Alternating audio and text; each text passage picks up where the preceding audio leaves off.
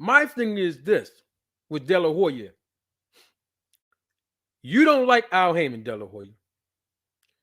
You don't like nobody over at PBC, De La Hoya and Bernard Hopkins. But y'all gonna go sign Crawford, right? Now, if you're gonna sign Crawford, the first move you should make with Crawford is going to go secure the biggest fight of his career, the biggest revenue generating fight besides Garcia and Tank Davis, because that fight sounds like it's already secure, right?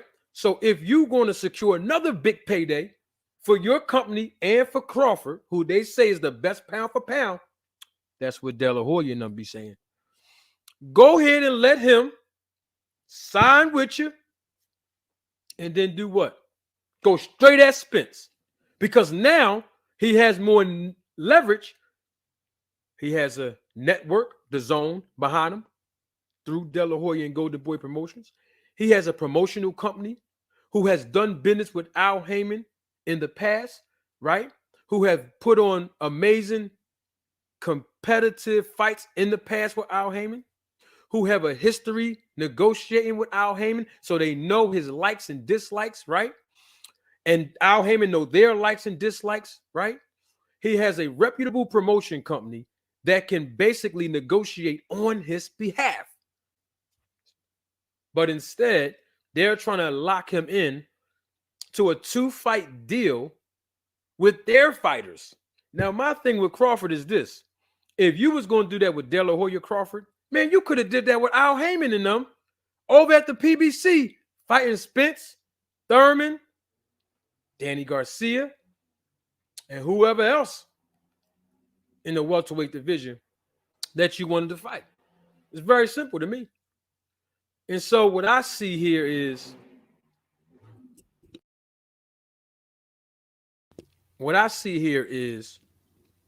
De La Hoya, Bernard Hopkins, who I respect a lot from my city. I respect Bernard. But I got to keep it 100. That's how much I respect the people. I keep it real. Now, why would y'all have Crawford fight Rocha? Am I pronouncing his name right, y'all? Rocha or Roca? Rocha, and then Virgil Ortiz, when he can fight Spence first and then fight them other two guys after the fact, win, lose, or draw, after the rematch too. Because you know my philosophy is getting 2 paydays in 1 year. Whether he lose to Spence or win with Spence, we can run that back for the rematch to get 2 big paydays. That's just how I would do it if I was managing. But what it sounds like to me is De La Hoya and them trying to lock him in. They trying to lock him in. Salute Ben Israel.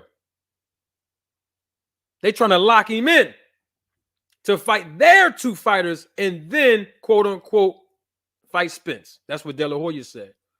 Now, here's the thing I got to say about this. It sounds like to me that De La Hoya, Bernard, and all the other executives at Golden Boy Promotions, they want to keep Terence Bud Crawford away from Spence for as long as possible. And my thing is that's a direct contradiction of them saying Bud Crawford is the best pound-for-pound fighter in the world. Well, when you're the best pound-for-pound fighter in the world, and we all know this, you have to fight the best. So trying to wait it out after 2 fights when he's going to be, what, 37 or 38 or going on 38 by the time the fight between him and Spence materialize in that scenario, it's asinine. And if that's the case, I got to keep it 100. The fight will never happen. Now, I'm not saying that Golden Boy signed Crawford. That's not what I'm not accusing him. I'm just saying the perception that Golden Boy is displaying is to get us ready for things to come. Because they say in business that perception is what? Reality. Now, on Terence Bud Crawford's part, because Terence Bud Crawford, and I haven't seen nobody in the chat yet correct me, Terence Bud Crawford, does not have his own promotion company. So if you are your own boss, Terence Bud Crawford, then there's no reason why you're knocking on the door in LA over there with Golden Boy Promotions. What's the point? You're your own boss. Why are you knocking on their door?